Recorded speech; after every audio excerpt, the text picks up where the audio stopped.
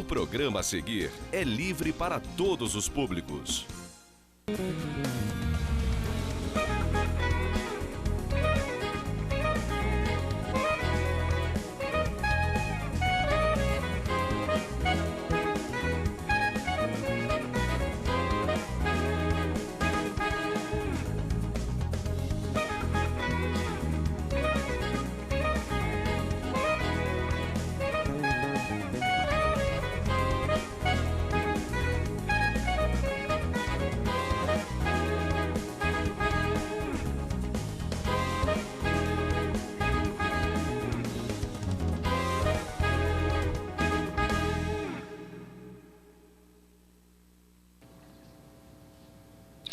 Boa noite, caro telespectador, cara telespectadora, 10 de dezembro, mais uma vez pensando em entrar na casa de vocês, agradecendo o carinho da audiência, sempre procurando trazer assuntos de interesse da nossa cidade.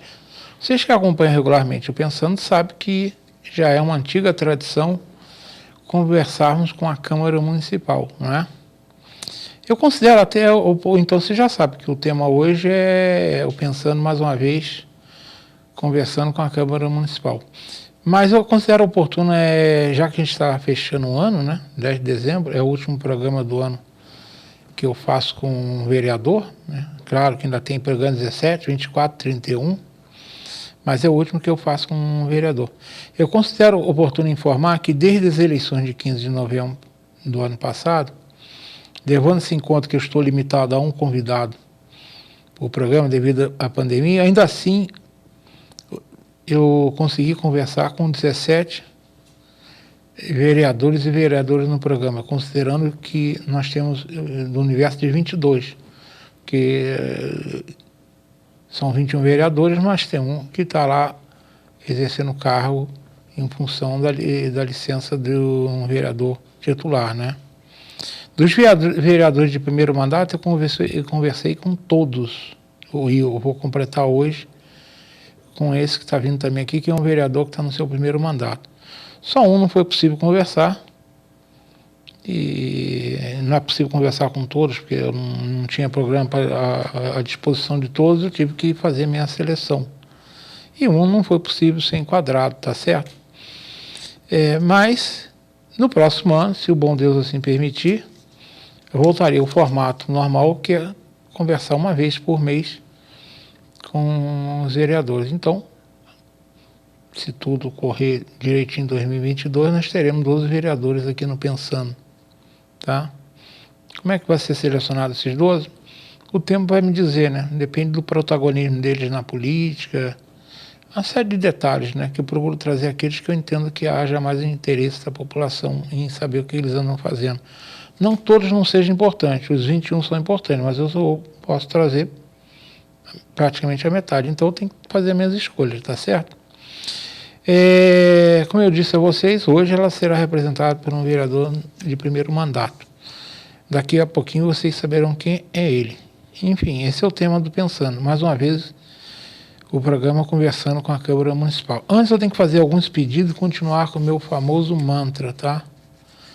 Vamos aos pedidos. O primeiro pedido, já venho fazendo há várias meses, veio da diretora Maibi Caristiato. O primeiro e o segundo pedido, são dois pedidos que vieram dela. Maibi Caristiato Frossar, diretora-presidente da Casa Madre Roseli. Abre aspas, estacionamento rotativo, Casa Madre Roseli. Toda renda é revertida para a instituição. Agora, toda parada no estacionamento é uma ajuda para a instituição. Aqui você estaciona e faz os projetos sociais da instituição andarem. Pare e ajude. Aberto de segunda a sexta, das 7 às 19 horas. Rua General Osório, 226, com acesso também pela Avenida Rui Barbosa. Estacione e seja solidário. É que eu venho falando sempre. Ali perto do Hospital Raul Sertano não tem muito estacionamento, não é muito fácil. Ali tem a General Osório também, que é complicada, tem clínicas, laboratórios, médicos, colégios, escolas. Então, para quem fica parando em fila dupla, não, para lá no Casa Madre Roseli e você, além de deixar de cometer uma infração e até uma falta de educação, que parar em fila dupla para mim é falta de educação no trânsito, você ajuda a entidade. Eu não posso deixar de falar também que vai até o próximo dia 17, na sexta-feira que vem, o tradicional Bazar de Natal do Casarão da Casa Madre Roseli. Ele está funcionando de segunda a sexta, das 10 às 17 horas. É uma ótima oportunidade para quem quiser comprar aquela lembrancinha de Natal, livros, até vestido de festa você consegue lá. Você vai comprar por um preço mais barato, porque esse material a Casa Madre Roseli recebeu em doação, e ao mesmo tempo vai ajudar a instituição a continuar o trabalho dela, né? Então, se a grana está curta, vá lá. Colabore com a Casa Madre Roseli. Ela me mandou, a diretora-presidente me mandou uma correspondência, eu não vou ler porque é uma correspondência longa, né? Mas ela é uma correspondência de agradecimento, né? Da diretora-presidente Maybi Caristiato Frossá e a Carla Schermur Strolli, diretora da Casa Madre Roseli. Agradecemos o apoio ao longo de 2021 e esperamos continuarmos juntos em 2022, quando completaremos 70 anos de dedicação às crianças friburguenses. É uma carta longa, mas a casa está agradecendo a todos que colaboraram, dizendo que a sua doação importa e faz a diferença. Então, Maybi, parabéns a você pelo belo trabalho que vocês continuam fazendo. A casa não tem mais nenhuma ligação com nenhuma ordem religiosa. Hoje ela é comandada por voluntários. E é uma carta que eu li com muito carinho e atenção, tá bom, Maybi? Isso posto, vamos... Ah, não, tem um outro pedido aqui que é também importante. Esse veio através do WhatsApp, que me pediu foi a Dora. A Dora é responsável, né? Ela e um grupo. Eles estão à frente do projeto Solidário, uma missão de todos nós. Isso é uma campanha de alimentos com o objetivo de transformar o Natal de uma família. O ponto de arrecadação será amanhã, você está assistindo o programa no dia 10, então no sábado, das 9 às 16 horas, em frente ao ginásio de Duas Pedras, ali em Duas Pedras, aquele ginásio lá, esportivo de Duas Pedras, estarão recebendo alimentos para fazerem doação. Ela mandou uma mensagem no WhatsApp e disse que esse programa existe já há vários anos, é um grupo de voluntários, eles arrecadam alimentos e fazem cesta de Natal para ajudar pessoas carentes na cidade, né? Então é um trabalho meritório aí da Dora e da turma dela. Projeto Solidário é uma missão de todos nós. Você que está assistindo o programa, amanhã, dia 11, das 9 às 16 horas, em frente ao ginásio Duas Pedras. Vá lá, faça a doação e você ajudará ao Projeto Solidário a fazer o Natal de muitas famílias carentes. Isso agora vamos ao mantra iniciado a alguns programas, mais precisamente desde 24 de setembro. A retirada da carreta, já está na telinha, retirada da carreta abandonada há mais de 2 anos na Rua Bino, Jardim Ouro Preto. Vocês estão vendo, esse trambolho está lá, tem mato, está na contramão, tá? Já aconteceu várias vezes de alguém parar do outro lado, porque se o cara parar no outro lado está na mão certa, e o trânsito fecha, né? O nosso secretário de Ordem e Mobilidade Urbana cismou que precisava de uma lei própria para fazer isso. Eu canso de falar que não é verdade. Para mim ele está totalmente equivocado, né? Porque o artigo 181, inciso 10, prevê que estacionar o veículo, impedindo o veículo, a movimentação de outro veículo, é infração média sujeita a multa e remoção do veículo. Ali, se você baixa aquele carro que está entrando lá, para do lado direito da via, porque é direito, que não tem nenhum impedimento ali, pronto. Ele não vai impedir qualquer carro de passar por ali. Mas o secretário fez questão, a Câmara Municipal aprovou uma lei, enviada pelo Executivo, e está em vigor essa lei, né? Tá aqui comigo o edital de notificação para remoção de veículos abandonados em situação que caracteriza abandono. Esse edital saiu no dia 26 de novembro, no Diário Oficial Eletrônico do Município, edição número 836, na página 20. Diz o seguinte: a Secretaria Municipal de Ordem e Mobilidade Urbana, SMOM, torna público a relação dos veículos abandonados ou em situação que caracteriza abandono, em que os proprietários responsáveis dos veículos abaixo mencionados ficam notificados a realizar a remoção do veículo do logador público no prazo de 30 dias a partir da data da publicação do presente edital, ou seja, do dia 26, sob pena dele ser rebocado para a SMOM, que fica aqui na rua Vicente Sobrinho, né? E aqui identifica o cavalo, né, da carreta, BWK 9703, e a carroceria, BWG 9162. Então, já tem a notificação, vamos esperar os 30 dias passem e a carreta seja realmente retirada. Enquanto não é retirada, secretário, para mim você podia ter retirado essa carreta há muito tempo, você não fez, então sua orelha vai continuar queimando. E enquanto não retirar de lá, quem me conhece aqui no Pensando sabe que os meus mantras são duradouros. Eu já tive dois mantras aqui que passaram mais de ano. E eu falei até que eu não faço nenhum mantra de coisa impossível. Não adianta, por exemplo, alguém me pergunta, mas por que você não faz o mantra do Hospital do Câncer na Ponte da Saudade? Porque não depende do governador. O governador não assiste meu programa, mas o prefeito assiste, o secretário assiste. Se eles não assistem, alguém fala com eles e tem que ser uma coisa que seja possível, né? Não adianta pedir o impossível.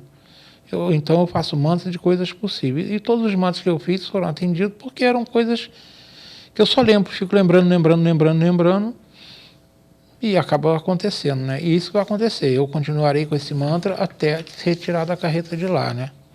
Não vejo por que ela não seja retirada, tá bom? Mas vamos ao programa da noite.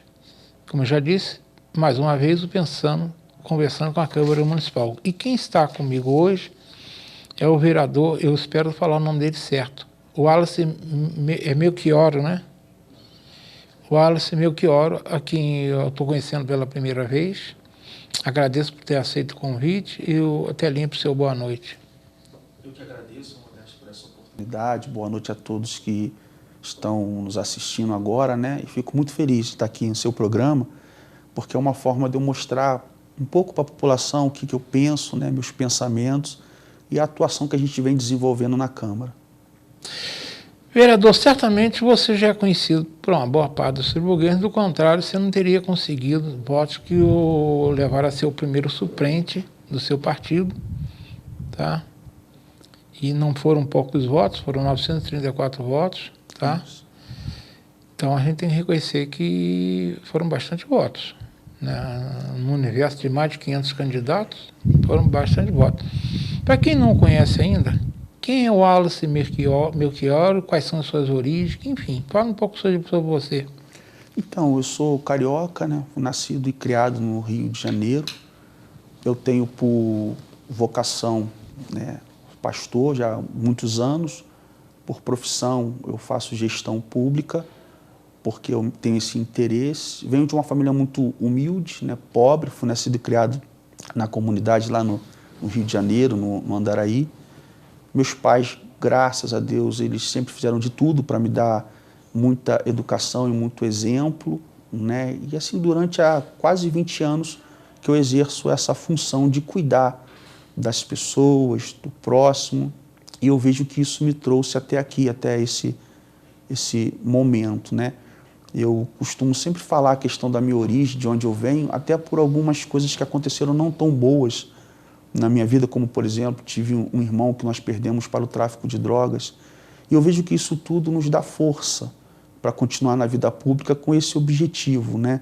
A gente tira do sofrimento, das dificuldades, a gente tira muita lição para a nossa vida pessoal e acaba nos tornando um homem melhor, né? Maduro, sensível, porque consegue entender o que as pessoas passam. Então, me resumindo assim, dessa maneira, trazendo sempre a questão da origem de onde eu vim, o que eu faço e o que eu tenho para o futuro, o que eu penso. Eu acredito no ser humano, eu quero uma cidade melhor, eu acredito em dias melhores. E aí eu busco isso, trabalho hoje pensando e crendo que o que eu faço hoje vai refletir no meu amanhã, ou no amanhã do lugar que eu estou. Quanto tempo você está em Friburgo? Eu estou aqui em torno de 3 anos e meio, mais ou menos. Como é que você descobriu Friburgo na sua vida? Na verdade, recentemente eu estava em Macaé, né, exercendo a função pastoral, e aí, como estava se aproximando de uma eleição, né, e aqui na região serrana nós não tínhamos, na época, uma representatividade forte, né, como nós gostaríamos, E eu fui indicado para vir para Friburgo, para fazer o trabalho nas igrejas, pastoreando, e também apoiando a questão política, que é uma coisa muito importante que a gente vê, necessita muito, né? E aí vim para cá. E chegando aqui, graças a Deus, assim, eu vejo isso com um diferencial, a população ela me abraçou, porque uma das causas que eu levantei aqui foi defender a questão da família, né? E aí comecei a fazer um trabalho cuidando das famílias. Até então não havia a pretensão de eu ser candidato, não foi esse o objetivo. E aí começamos com trabalhos sociais, desenvolvendo os trabalhos sociais dentro das igrejas, fora das igrejas, e até que veio aquela questão dos próprios fiéis mesmo, acreditando, poxa, você poderia estar ingressando na vida pública como vereador, prefeito, deputado, né, enfim. E aí surgiu a oportunidade de uma eleição, a qual a direção provavelmente indicou por questão de confiança, pelo trabalho que eu já estava realizando, e acabou que eu disputei a eleição. Então, cheguei em Friburgo dessa maneira, né? Nós vimos a necessidade de ter um trabalho social na região serrana e acabou me levando até o parlamento. Você teve 934 votos, que eu disse que não é pouco, né? Sendo que seu partido, o Republicano, elegeu o vereador Marcinho Alves, né, que é hoje secretário. Você está na primeira suplência. Foi a sua primeira eleição? Foi a primeira eleição. Primeira experiência. Exatamente. Agora, você, entre os 21 eleitos, 9 que estão lá na Câmara foram legitimamente eleitos, mas tem menos voto que você, né? Qual o sentimento que fica assim para você ver, puxa vida, eu não tenho nada contra quem teve menos votos, não, porque jogou de acordo com a regra, né? Mas você fica pensando, puxa vida, eu tive, de repente, mais do dobro de quem está lá. Isso é um sentimento de frustração ou você não tem que reclamar nada porque a regra do jogo é essa e acabou? Assim, o que eu vejo? O que recai sobre mim é uma responsabilidade muito maior, né? Primeiro, por eu estar pouco tempo na cidade e ter adquirido tamanha confiança. Então, eu vejo isso, né, como uma forma até de obrigação para eu que possa me esforçar mais, me dedicar mais para honrar cada voto, porque foram votos de confiança, não foram votos que eu prometi alguma coisa. Eu não prometi nada para ninguém, simplesmente eu pedi o voto de confiança para eu tentar fazer alguma coisa. E as pessoas acreditaram, né, nesse pedido que eu fiz. E aí, por eu ter bastante voto, eu vejo que aumenta a minha obrigação. Eu tenho consciência de que o lugar que eu estou, lá passou muitos grandes homens que fizeram um trabalho excelente pela nossa cidade.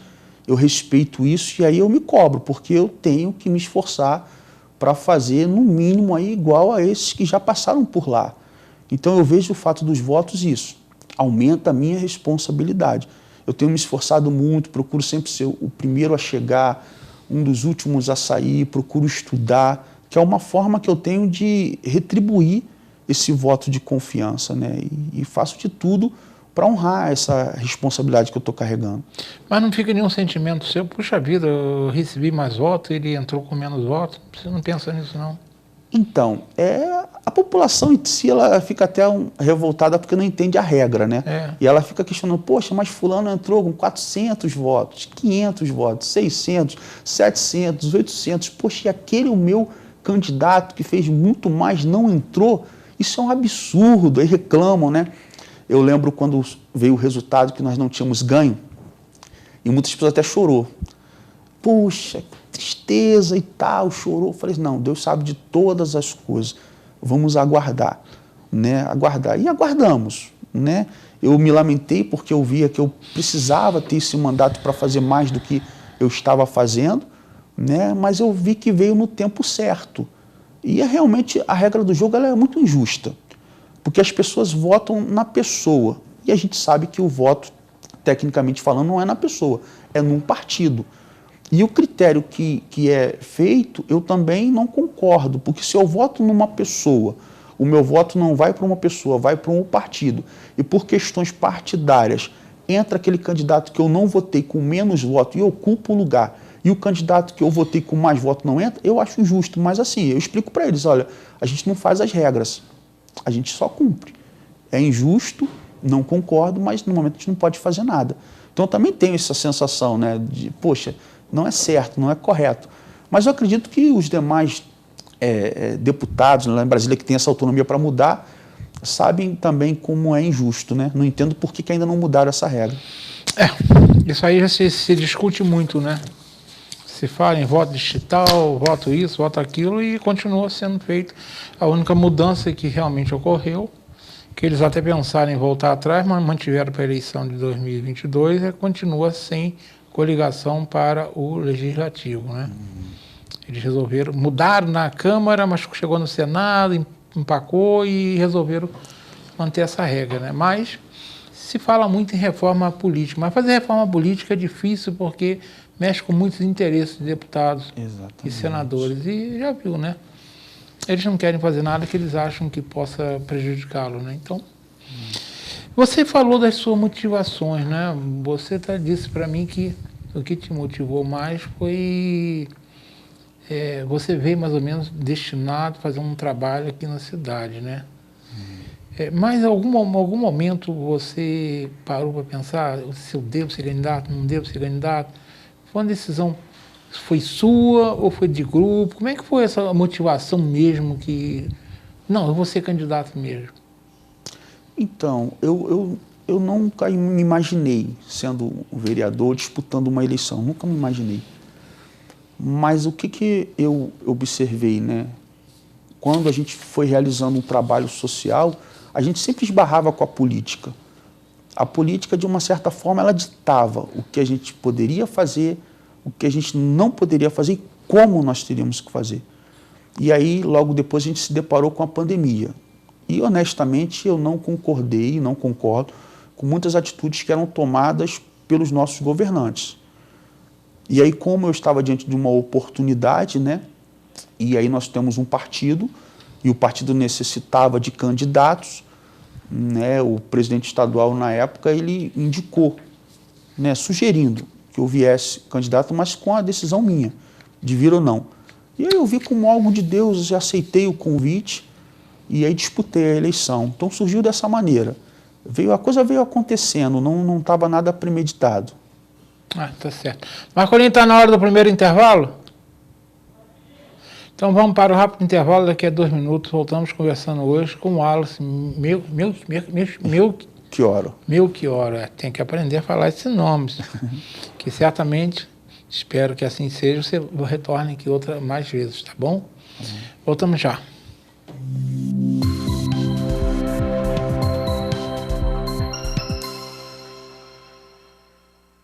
Uma boa aparência é essencial para se causar uma boa impressão e pode fazer a diferença entre o fracasso e o sucesso. Um belo sorriso pode ser decisivo entre o sim ou o não. Em Nova Friburgo existe um profissional especialista em transformar sorrisos. Dr. Gleidson Arouca é o único membro da Sociedade Brasileira de Odontologia e Estética de toda a região. Venha conhecer as vantagens que um especialista pode oferecer. Tudo dá certo com um belo sorriso. Associe seu negócio a boas oportunidades. A Cianf. Seja associado e descubra as vantagens de pertencer a um grupo que incentiva o empreendedorismo, o desenvolvimento e a cidadania. Na Cianf, sua empresa terá acesso à divulgação, serviços profissionais em várias áreas, convênios e descontos exclusivos. Não perca tempo. Associe-se já. A Cianf. Seu sucesso começa aqui.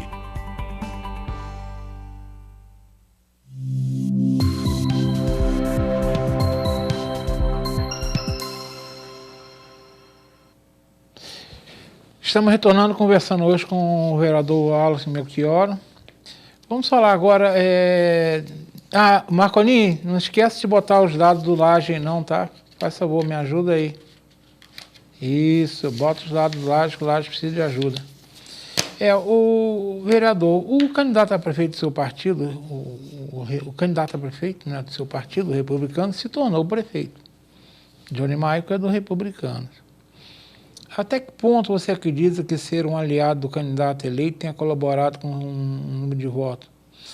Cabe frisar, todo mundo sabe, que normalmente o candidato eleito a prefeito, ele consegue muitas vezes puxar vários candidatos a vereador para a Câmara Municipal, sendo que os republicanos só fez, em verdade, um vereador, né? Muita gente até estranhou, né? O prefeito que só tem um vereador no partido dele. Vocês chegaram a analisar por que o prefeito eleito e o republicano só fez um vereador? Vocês chegaram a analisar isso? Chegaram a alguma conclusão? O que aconteceu? Que normalmente puxa mais, né? Foi uma eleição muito difícil, né? Muito difícil. E aí o fato de nós estarmos lançando uma majoritária, ao voto de legenda, isso ajuda muito. O nosso projeto era para eleger, no mínimo, aí 2 vereadores, né? 2 vereadores. Isso não aconteceu, né? Pelo cenário que foi, a chapa também, nós tínhamos uma expectativa maior e não alcançamos o objetivo. E também a questão da formação desse projeto para lançar a majoritária, inclusive o próprio nome, né, do prefeito Johnny Maicon, por ser o vereador do primeiro mandato, e aí nós não coligamos com partido nenhum, isso tudo reduz a quantidade de votos. Nós não fizemos coligação. Então, assim, foi uma surpresa. Nós realmente esperávamos fazer no mínimo, eleger no mínimo 2 vereadores, mas isso não aconteceu. Vocês chegaram a fazer conta quantos votos que vocês precisavam e não tiveram? Não, a conta ela existe, né? Nós estávamos calculando aí no mínimo em torno de, na proporcional, em torno de 12 mil votos. Nós fizemos bem menos do que isso. A majoritária também nós estávamos calculando em torno de 28 mil votos pela eleição passada, né? E aí nós tivemos só 22 mil. Então, assim, foi muito difícil. A gente atribui realmente a questão da pandemia, que foi realmente assim, uma eleição nova, que surpreendeu muito. Teve a questão também da quantidade de candidatos, 564, se eu não me engano, na proporcional, 16 na majoritária. Isso também divide muito. Então, assim, é um projeto, foi uma ideia e não saiu do jeito que nós imaginávamos. Mas eu me dou por satisfeito. A gente conseguir eleger um prefeito, a gente ter um vereador bem votado, né, no grupo, e agora eu ter assumido lá na Câmara. Então, assim, foi satisfatório, mas surpreendeu a gente sim. Uma coisa, a gente que acompanha a política de Friburgo, né, eu acompanho de perto, trabalhando de um lado ou do outro, desde 82, né? Eu estava trabalhando do lado do balcão e há 20 anos estou trabalhando do outro lado, né? E a gente sabia que com 16 candidatos no meio da pandemia, era pouco provável que o vencedor tivesse os 28, 29 mil votos de Renato Bravo. A gente imaginava que teria menos mesmo. Tá? E claro, o vereador também, porque terminou com o fim das coligações e com a pandemia, né? Quanta gente não foi às urnas com medo da pandemia? Muita gente, eu mesmo conheço parentes, pessoas ligadas a mim que não foram. Até tem vereadores aí que tem, digamos, tem candidatos que tinham a sua base eleitoral em cima, por exemplo, de gente idosa, né? Se sentiu prejudicado, né? Porque quem foi menos às urnas foram os idosos, claro, que tal, no grupo de maior risco não quis se arriscar, né? Mas foi uma eleição muito atípica, realmente. Mudança na regra do jogo. Um monte de candidato. Quer dizer, uma coisa chamou outra, né? Porque o Friburgo teve 16 candidatos. As eleições anteriores a gente tinha 6. A gente achava demais. Essa com 16. E candidatos a vereadores quase triplicou, né? Por isso que eu estou falando. Você foi muito bem votado, porque garimpar voto no meio desses 500 e tantos candidatos é muita coisa. E ainda tinha a interrogação se iria haver ou não. E ainda teve essa discussão, né? Houve até adiamento das eleições. Foi. Você, no final de junho passado, o então vereador Marcinho deixou a prefeitura para assumir uma secretaria na prefeitura, né? Abrindo a oportunidade para você assumir a Câmara Municipal. O que é ser vereador sabendo que a qualquer momento o titular poderá voltar e você terá que deixar o cargo? A propósito, o prefeito e o vereador te deram liberdade de ação? Então, isso parte realmente do grupo, do partido, como eu falei. A gente dá governabilidade aos que têm um mandato. E da mesma forma eu também sou beneficiado com isso, com essa liberdade. Então a gente não conversa sobre essa questão, até porque eu lá na Câmara eu tenho liberdade total para tomar as decisões, para atuar, né? Eu não fico preocupado se a qualquer momento o vereador retornar e eu ter que sair. Eu só procuro fazer o que a ocasião permite, que é o hoje. Então eu faço tudo o que eu tenho que fazer. Eu não faço projeto para amanhã porque eu não sei que a qualquer momento ele pode retornar, né? Mas caso isso aconteça, eu estou preparado. Caso não aconteça, eu também estou preparado. Mas fico de boa, não fico ansioso nem preocupado, não. Eles não te impuseram, olha, você vai ficar aí, mas tem que votar com a gente sempre. Teve esse papo? Não teve esse papo, não tem esse papo, eu também não aceito, eu não concordo com isso, porque da mesma forma que eu não fico impondo nada para o prefeito, né, como presidente do partido, eu até poderia estar sugerindo, questionando, impondo alguma coisa, mas não faço isso. Ele tem total governabilidade lá, então aqui na Câmara a mesma coisa. Em momento algum ele me dá um toque, nada disso, até porque a forma como o prefeito Johnny Michael trabalha é muito parecida com a forma que eu trabalho na Câmara. Então, está certo, é justo, é correto, o voto é favorável. Está errado, não concordo, tem pendência, tem que ajustar, o meu voto é contrário. E assim, a gente sabe que entre essa questão política tem que prevalecer o quê? Uma amizade, uma consideração, um respeito. Isso é a base, é o principal. Mas em momento algum há esse tipo de conversa. Eu acho que é desnecessário. Todos os projetos que vêm do Executivo para o Legislativo, a maioria dos vereadores tem votado favorável, não há questionamento, passa pelas comissões. Então, assim, não há esse tipo de pressão, não. O vereador Marcinho disse a você se pretende ficar lá como secretário longo tempo? Então, ele tem a pretensão de vir a candidato, né? É uma pretensão que ele tem de vir candidato, e aí ele vindo a candidato, ele precisa retornar para a Câmara. E candidato você fala a deputado? A deputado federal. Né? Há esse pensamento. Que ele já foi, né? Ele veio candidato, outra vez fez mais de 8.000 votos. Foi, então, ele já veio candidato da outra vez. Então, aí caso realmente se finalize ou ele realmente decida essa questão, ele tem que retornar para a Câmara. E tem um prazo até... se eu não me engano, acho que até abril, maio, mais ou menos. 6 meses antes das eleições. Aí ele volta para a Câmara e aí eu retorno aí ao meu trabalho, né? Então, assim, vamos aguardar, né, para ver o que vai acontecer. Resta você torcer para ele ser deputado, porque aí ele vai ter que renunciar ao cargo, né? Com certeza, né? Vai que ele consiga aí ser eleito, eu fico de... eleito, aí ele é obrigado a... Já aconteceu, não tem muito tempo, o Anderson Nogueira era vereador, se elegeu deputado, abriu a vaga para outro. Isso seria muito bom, porque o Marcinho ele tem um grande potencial, né? Ele é muito trabalhador, muito esforçado. Então, assim, seria realmente um presente, né, para a cidade ter ele como deputado federal, né? Eu, pelo menos, se depender da minha defesa, eu defendo sempre os candidatos da terra. Eu respeito que o deputado é deputado de todo o estado, ele tem direito de pedir voto onde ele quiser.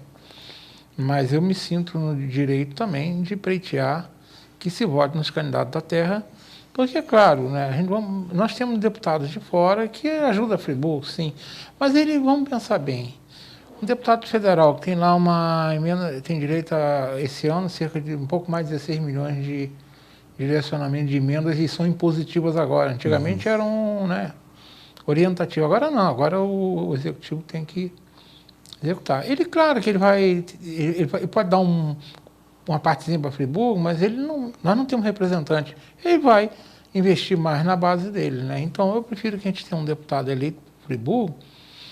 Eu acho que nós podemos ter um deputado federal e 2 estaduais, que nós temos votos suficientes para fazer isso. E eu vou defender, se ele for candidato, ele sabe que eu vou defender o candidato da terra. Eu não vou dizer que eu vou defender a candidatura dele, porque acredito que nós teremos mais do que um candidato por Nova Friburgo, mas que eu vou defender que vote no candidato da terra, isso eu vou fazer sim, tá? E ele foi bem votado da outra vez, sim. Foi. Ele veio praticamente sozinho, sem estrutura, sem apoio, sem né? nada, sem nada. Eu acho que ele fez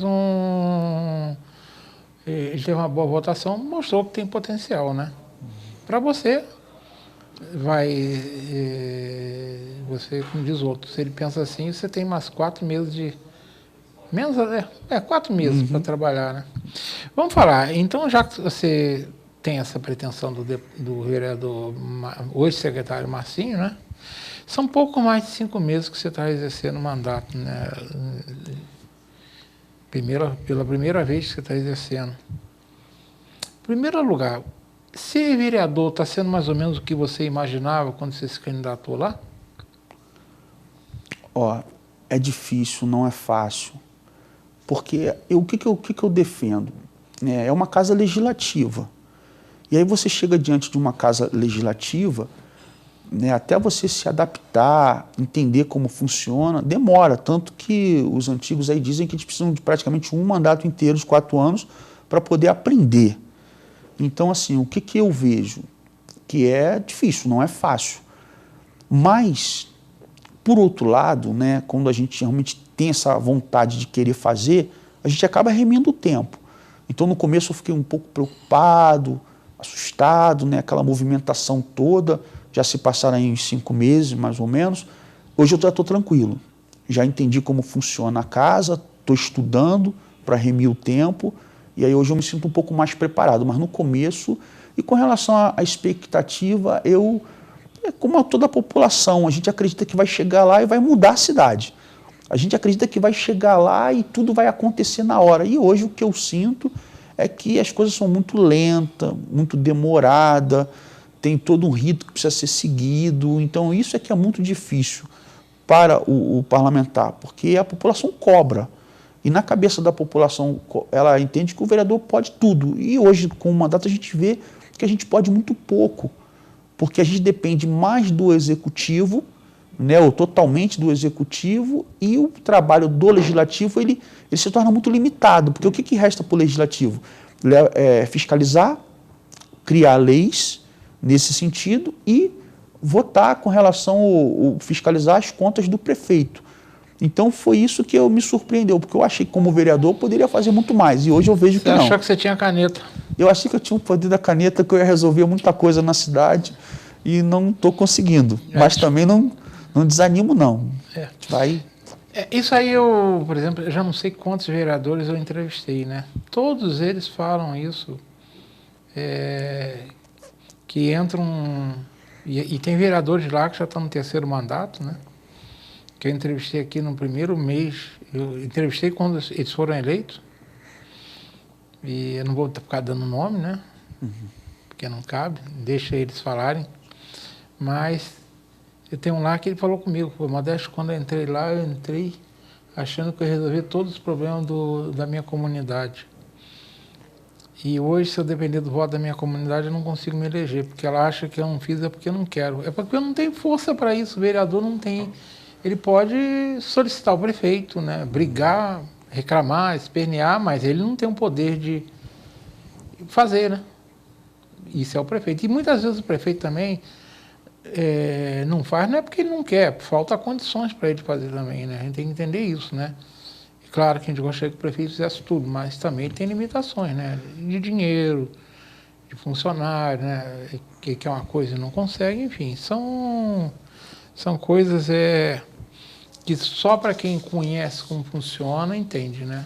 A maioria não entende e acaba às vezes não votando de novo, né?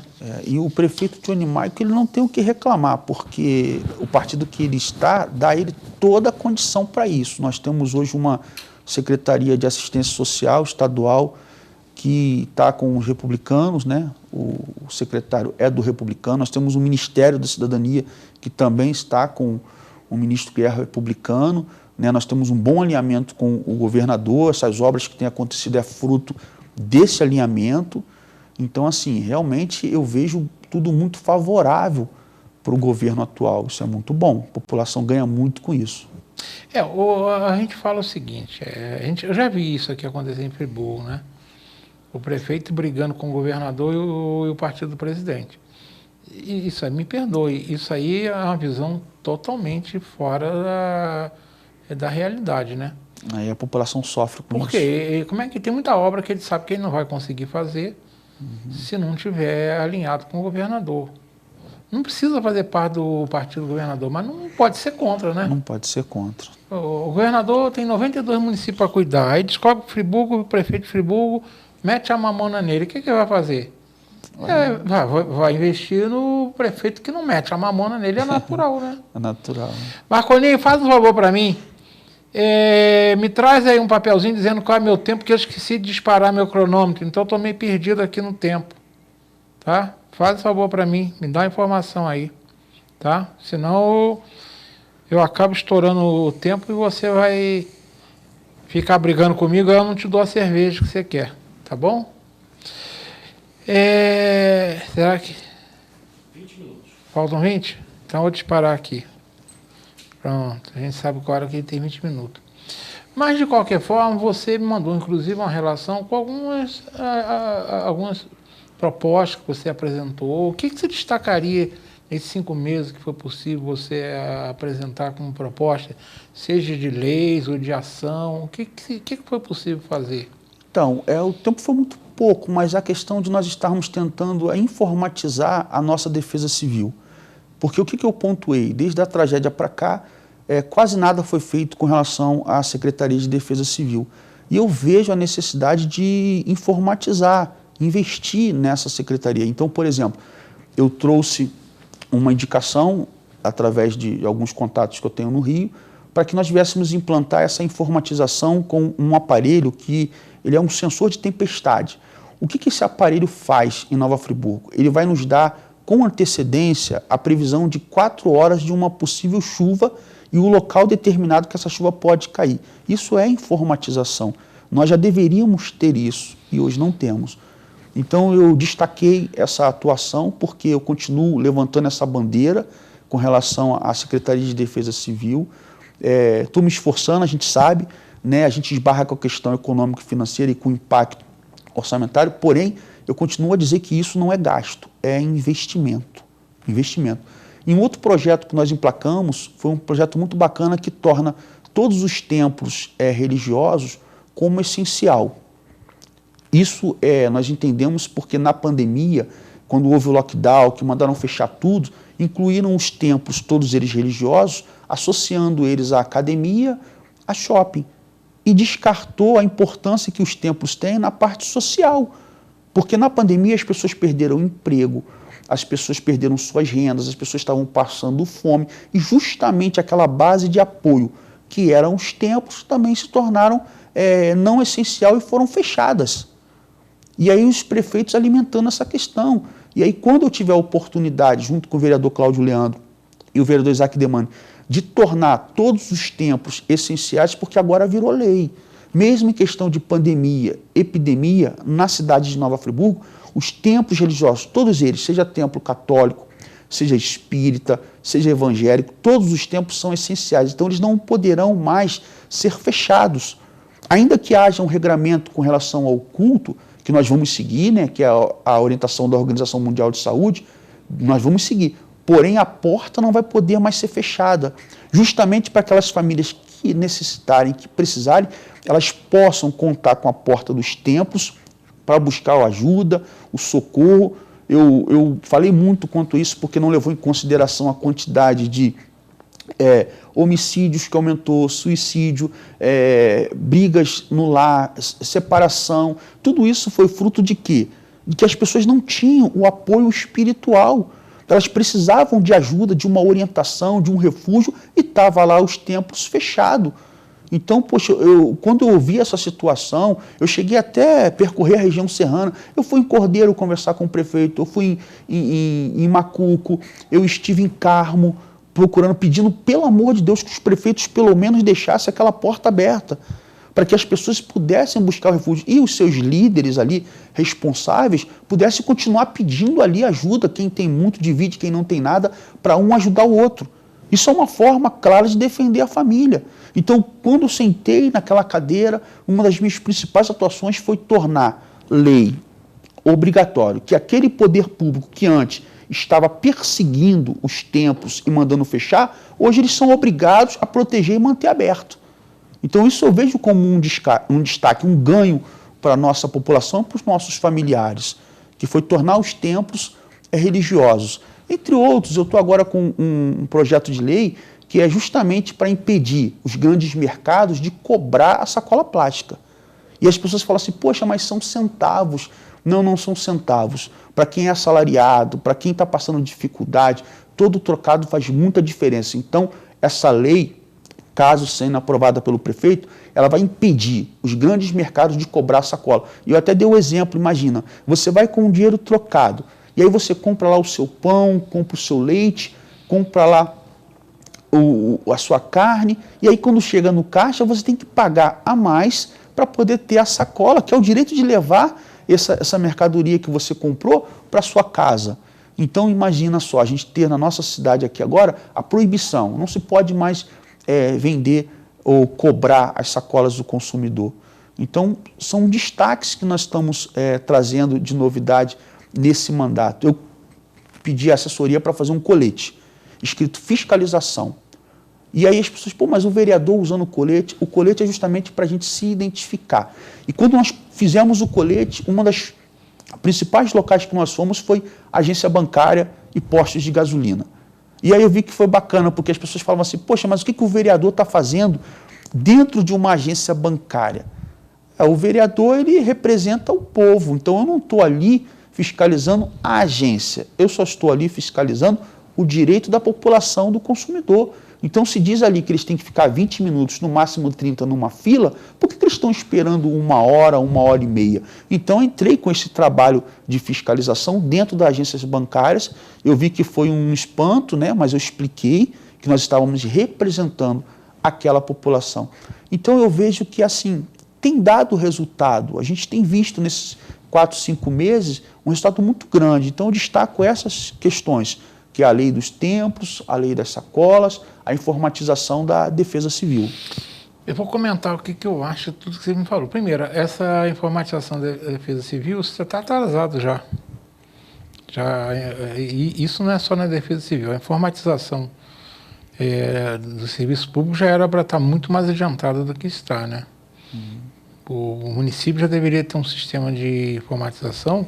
Por exemplo, hoje eu acho um absurdo que um paciente no Raul Sertã chegue lá, tem que contar o histórico de doença deles e aquilo não está no computador.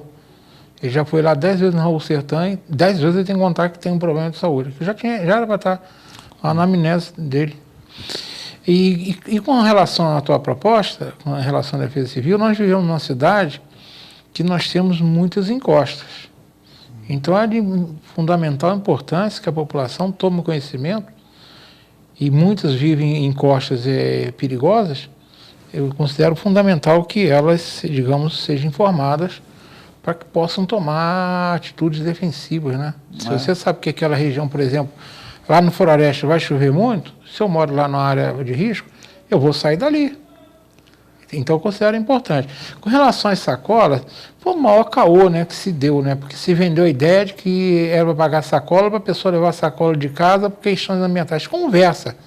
Simplesmente os supermercados, as grandes redes, quiseram tirar um custo das costas dele e botar nas nossas costas. Então é conversa para boi dormir, né? Isso aí foi um absurdo. Venderam a ideia de que era para proteger o meio ambiente, cortar menos árvore, que nada. É simplesmente para tirar custo do empresário. E eu entendo que isso é um custo dele.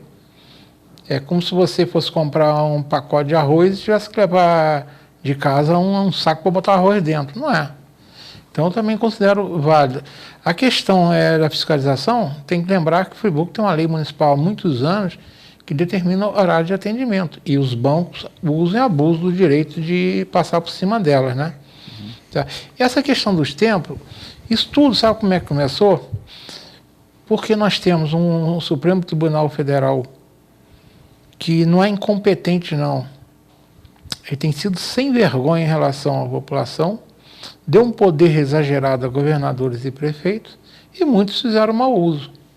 Isso que você está dando exemplo, é evidente que eles abusaram, muitos abusaram que aproveitaram para até meter a mão, né? Então eu considero realmente que um templo religioso é um bem essencial, porque ali você vai buscar conforto para a sua alma. Isso, o absurdo é eles terem tomado essa medida, né? E eu fico me perguntando o que levou eles a entender que o templo religioso era uma...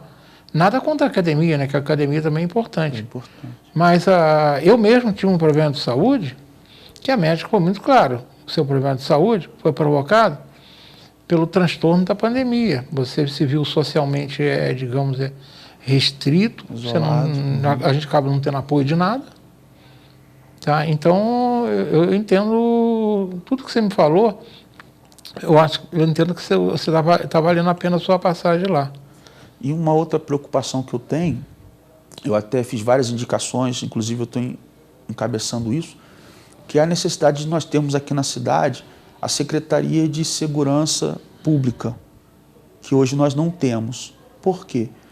Eu fui militar há muitos anos, me especializei em segurança privada também, e aí eu vejo que a criminalidade ela aumenta, a violência aumenta, as drogas estão aumentando. E eu vi que Friburgo tem essa deficiência, uma cidade desse porte não ter uma Secretaria de Segurança Pública para cuidar da segurança, e a segurança, quando a gente fala de segurança, é um leque muito grande. Nós temos até um exemplo ali do Terra Nova. Então eu estou levantando essa bandeira, o prefeito já deu o ok, a princípio em janeiro nós vamos estar formulando essa questão da segurança pública na cidade para buscar recurso federal. Nós temos uma guarda municipal aqui que é muito atuante, até mesmo com relação ambiental e turística, que o meu sonho é ver a guarda municipal atuando em todos os nossos pontos turísticos, inclusive com guardas preparadas que falam vários idiomas para dar o suporte aos nossos turismos. A gente está bem defasado, a lei ela exige que nós venhamos ter aí no mínimo 200 guardas e hoje nós só temos 135. Não vou entrar em questão das multas, não. Eu estou falando com relação às guardas que dê a segurança para a cidade. Então, estou levantando essa bandeira junto com o vereador Max Bill, nós já temos esse projeto pronto. Fui em Macaé para tentar entender como funciona lá. Fui em Niterói para tentar entender como é que funciona a cidade inteligente, né? Mandei indicações para a nossa cidade inteligente para poder posicionar as câmeras, para melhorar, ajudar na segurança, porque eu fico imaginando assim, as pessoas que querem vir para Friburgo, elas têm que entender que é um lugar ótimo, maravilhoso, que também tem a oferecer para elas uma segurança. Então estou levantando essa bandeira também, eu sei que é um trabalho árduo, não vou ficar olhando para trás porque que ainda não fizeram, mas estou levantando essa bandeira, estou lutando para que a gente tenha aí segurança também. E sem contar também que a questão da Secretaria de Política sobre Drogas, que é um fato que deixaram esquecido, arquivado numa gaveta. Eu já conversei com o prefeito, ele já deu o aval também para a gente reativar a Secretaria de Políticas sobre Drogas. Por quê? Porque o que eu quero? Eu quero que essa secretaria tenha projetos nos colégios, nas comunidades, nos jovens, justamente porque eu entendo que a droga, o vício, ela traz destruição para as famílias. E se nós não tivermos políticas públicas para ajudar, são mais de 30 tipos de drogas que nós temos no mundo hoje, e nada é feito. Então isso destrói pessoas, famílias. Então eu estou levantando essa questão também. Então o meu sonho é isso, que a gente consiga alcançar o nosso objetivo.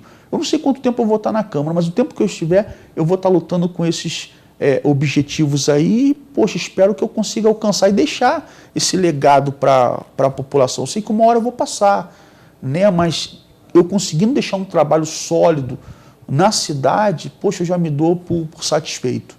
Você falou no prefeito Johnny Michael, ele é do seu partido, você já disse que ele não tem interferência, você está falando muito nele. A relação de vocês é uma coisa que eu faço essa pergunta a todos que vêm aqui da Câmara. Todos que chegaram aqui em primeiro mandato, eu fiz essa mesma pergunta. Como tem sido a relação com o prefeito? Como amigo, ótimo. Ele é um amigo que essa terra me deu. Eu tenho um carinho, um respeito muito grande por ele.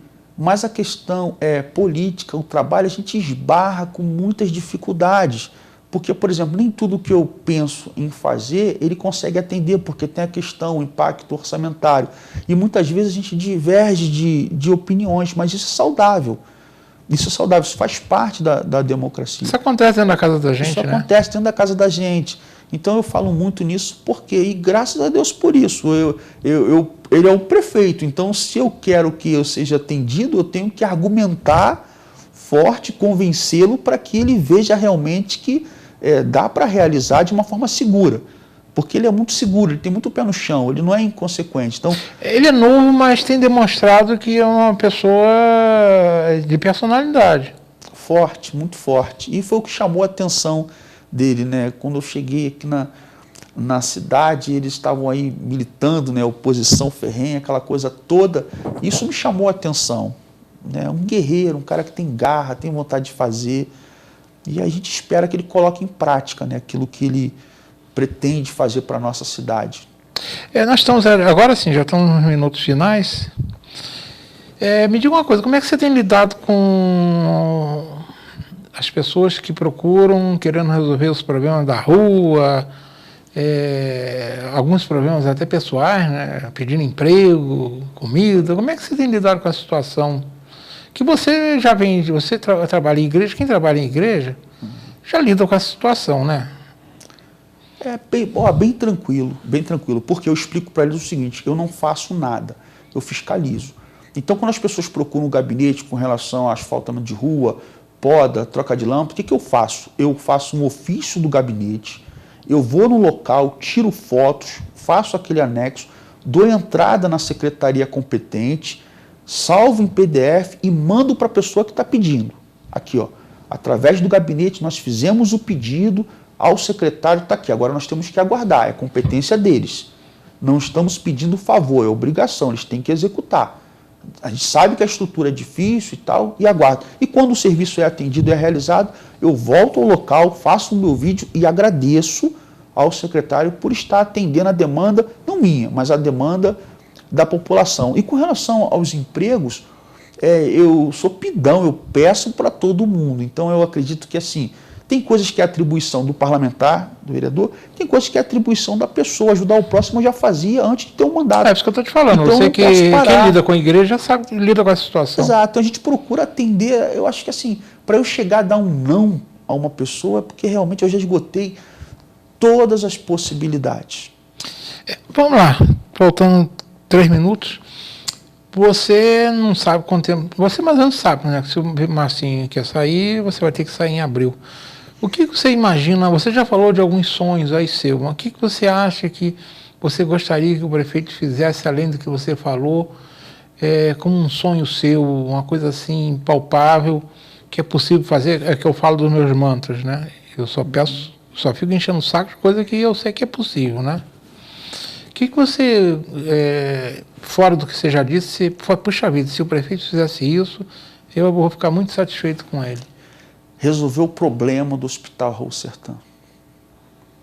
É o nosso sonho. Lá é muito difícil, não é fácil, eu tenho acompanhado, não saio de lá, então é isso que eu espero, né? Ele está se esforçando muito, a gente tem lá a secretária Nicole, que também é uma guerreira. Só que assim, o que eu penso, é uma opinião minha, tá? Pessoal e particular. Para o Hospital Raul Sertã tem que ser um gestor.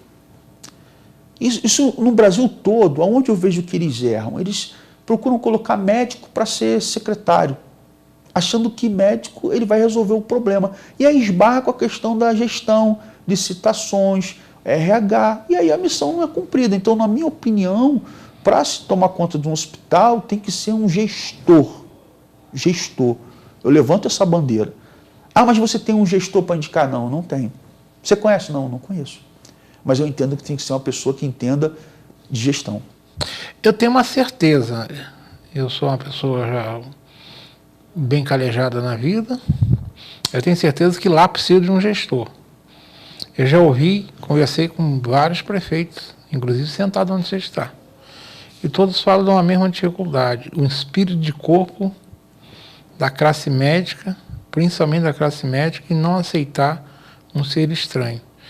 Isso eu lamento muito, porque não tem nada demais, mas eu já ouvi isso de vários prefeitos dizendo que a dificuldade de, se você coloca alguém fora da área médica, né, Os médicos reagem mal. Para começar, isso é uma estupidez, né? Porque você tem que olhar a competência da pessoa. Não importa se a pessoa...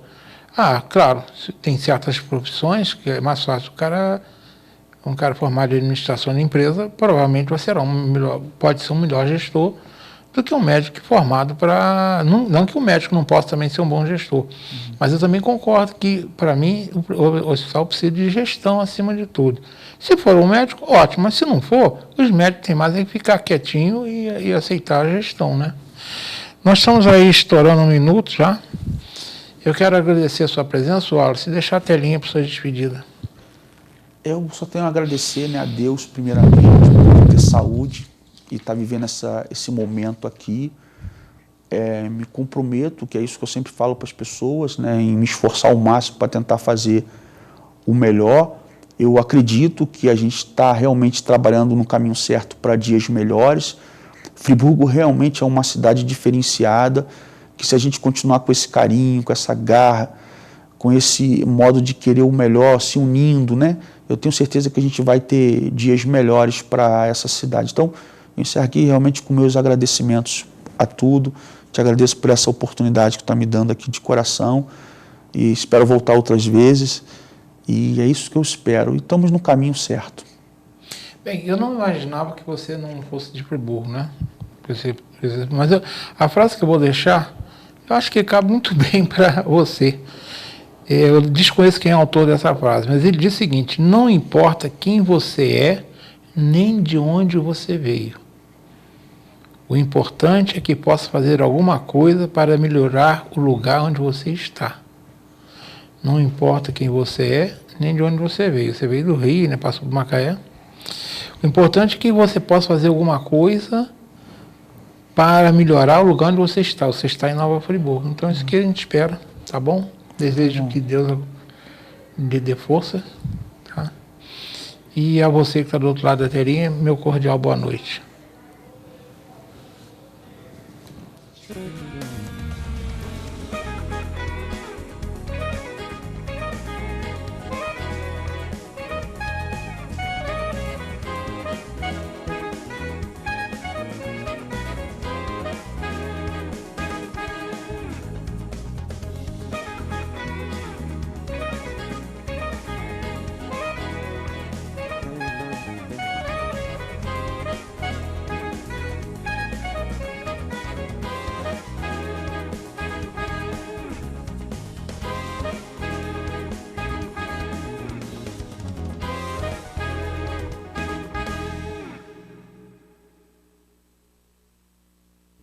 Este e outros programas você assiste no aplicativo TV Zoom.